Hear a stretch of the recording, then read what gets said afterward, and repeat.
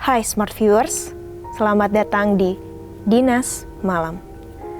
Dan tugas malam ini, kita akan membahas seorang ibu Jepang yang menelantarkan anaknya hingga tewas. Langsung saja kita bahas. Tapi, apa kamu berani nonton sendirian?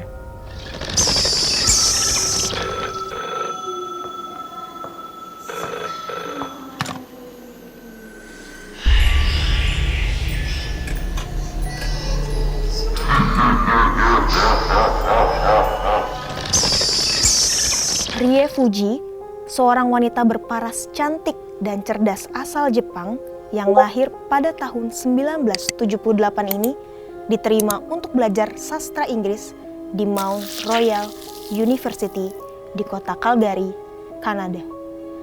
Rie kemudian bertemu dan jatuh cinta dengan Peter Brown. Pada tahun 1998, mereka mulai tinggal bersama tanpa sepengetahuan orang tua Rie. 2 tahun setelahnya, sebuah kabar bahagia menghampiri mereka.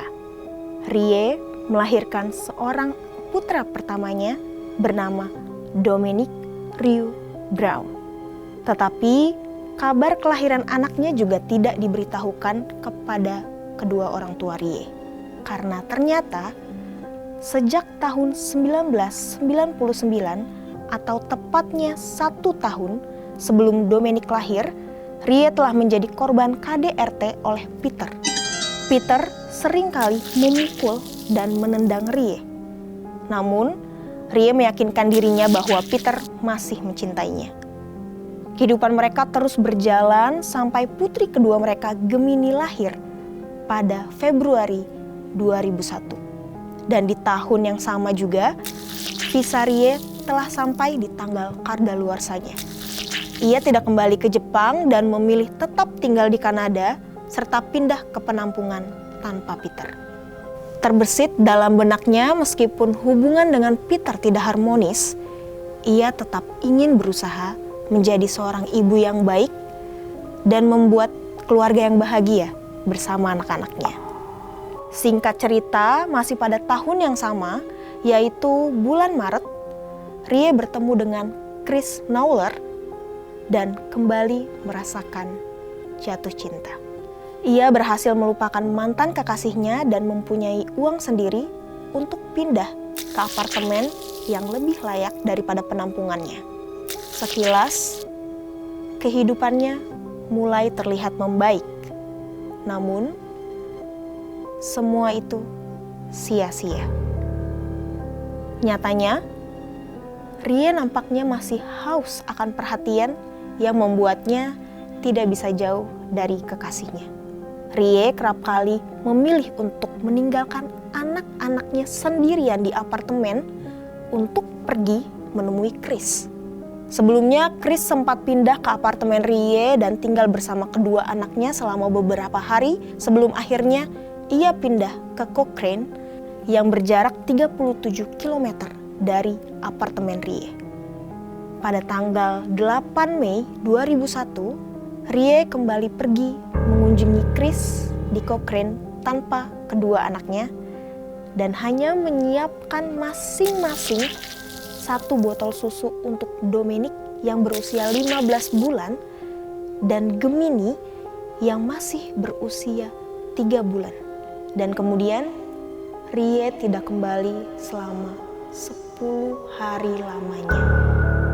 Saat Rie kembali ke apartemennya pada tanggal 18 Mei, tercium bau yang sangat menyengat dari dalam apartemennya. Ia mencari sumber bau tersebut dan menemukan Dominic dan Gemini telah meninggal dunia. Rie kemudian membungkus jasad Gemini dalam kantong plastik dan membuangnya ke tempat sampah. Sedangkan jasad Dominic hanya ditutupi oleh selimut. 2 hari kemudian, pada tanggal 20 Mei, Rie kembali ke Cochrane untuk mengunjungi Chris.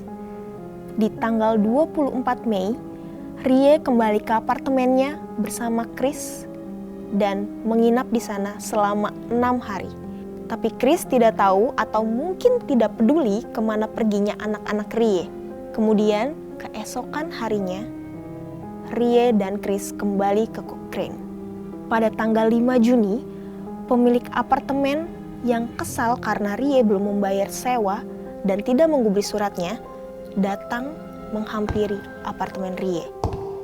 Namun, betapa terkejutnya Pritpal, sang pemilik apartemen, saat mendapati bau busuk yang menyeruak keluar saat ia membuka pintu. Ia kemudian segera menghubungi polisi dan mereka malah menemukan jasad Dominic yang telah membeku dan membusuk di dalam selimut. Rie langsung ditangkap di hari berikutnya dan mengatakan dengan jujur bahwa ia juga telah membuang jasad putrinya ke tempat sampah. Pihak kepolisian menyatakan anak-anak berusia 15 bulan dan 3 bulan itu dinyatakan meninggal karena dehidrasi dan kelaparan. Rie dijatuhi hukuman 8 tahun penjara setelah mengaku bersalah atas pembunuhan kedua anaknya. Saat di dalam penjara, Rie sempat menelpon salah satu visitornya untuk membawakan foto kedua anaknya, Dominic dan Gemini. Orang-orang berpikir kalau Rie nampaknya menyesal serta merindukan anak-anaknya.